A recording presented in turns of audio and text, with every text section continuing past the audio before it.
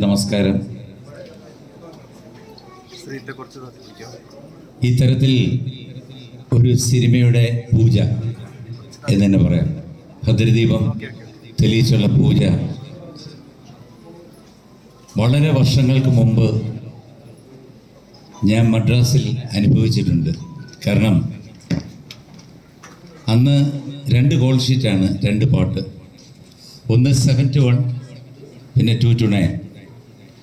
അപ്പോൾ 7 മണിക്ക് പൂജ അനൗൺസ് ചെയ്താൽ ആ തിയേറ്റർ, ഇപ്പോൾ AVMRR ഫോർ സപ്പോസ്, അവിടെ എല്ലാവരും വരും, എല്ലാ നടന്മാരും വരും. തമിഴ്, തെലുങ്ക്, മദ്രാസാണല്ലോ. എല്ലാ പ്രൊഡ്യൂസേഴ്സും വരും, എല്ലാ ഫ്രണ്ട്സും വരും, എല്ലാ റിലേറ്റീവ്സും വരും. ഗംഭീര പൂജയാണ്. അതിനുശേഷം പാട്ട് റെക്കോർഡ് ചെയ്യും. 1 മണിക്ക് മുമ്പ് ഒരു പാട്ട് കഴിയും. അതിനുശേഷം പിന്നെ 2 തൊട്ട് 9 വരെ രണ്ടാമത്തെ പാട്ട് കഴിയും. അപ്പം തന്നെ ഡയറക്ടറിന് പാട്ടും കൊണ്ട് പോയി ഷൂട്ട് ചെയ്യാം.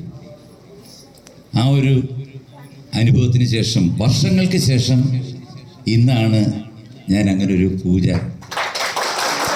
ഞാൻ കാണുന്നത്. സത്യത്തിൽ ഇതൊക്കെ ഒരു നന്മയുടെ പ്രതീകമാണ്. കാരണം ഇപ്പോൾ സ്വാഭാവികമായിട്ട് ഇപ്പോൾ നടക്കുന്നത്, പടം എന്ന് തുടങ്ങുന്നു എന്നാരും അറിയുന്നില്ല. പടം റിലീസിന് ഒരാഴ്ച മുമ്പ് അല്ലെങ്കിൽ 10-15 ദിവസം മുമ്പ് ഒരു ഗ്രാൻഡ് അനൗൺസ്മെൻറ്റ് വരുന്നു. പെട്ടെന്ന് പടം തിയേറ്ററിൽ വരുന്നു. ഒരുപാട് പടങ്ങൾ വിജയിക്കുന്നുണ്ട്. ഈ നേരത്തെ പറഞ്ഞ പോലെ വലിയ പടങ്ങൾ, ചെറിയ പടങ്ങൾ എന്നില്ല.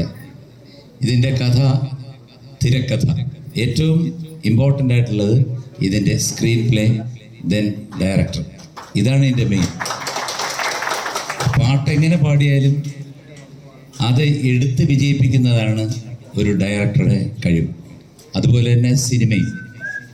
നമുക്ക് ഒരുപാട് ഉദാഹരണങ്ങൾ നമ്മുടെ മുമ്പിലുണ്ട്. പല പല ഡയറക്ടേഴ്സ് ഉണ്ട്, ഞാൻ പേരെടുത്ത് പറയുന്നില്ല. അപ്പോൾ എന്തായാലും ഇതിൻ്റെ സ്റ്റോറിയും ഡയറക്ടറും ശ്രീ ഗിരീഷ് മുകുന്ദനാണ്. അദ്ദേഹത്തിന് എല്ലാ അനുഗ്രഹങ്ങളും ദൈവം നൽകട്ടെ.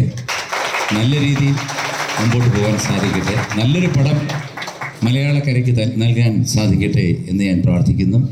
അതുപോലെ പ്രൊഡ്യൂസേഴ്സ് സുനിൽ നായർ, ഗിരീഷ്, അദ്ദേഹം ഇന്നിവിടെ സംസാരിച്ചു. അദ്ദേഹത്തിന് കലയോടുള്ള ഏറ്റവും വലിയ അടുപ്പം, അതായത് ഈ സിനിമ എന്ന് പറയുന്നൊരു കാന്തമാണ്, ഈസ് എ മാഗ്നറ്റ്.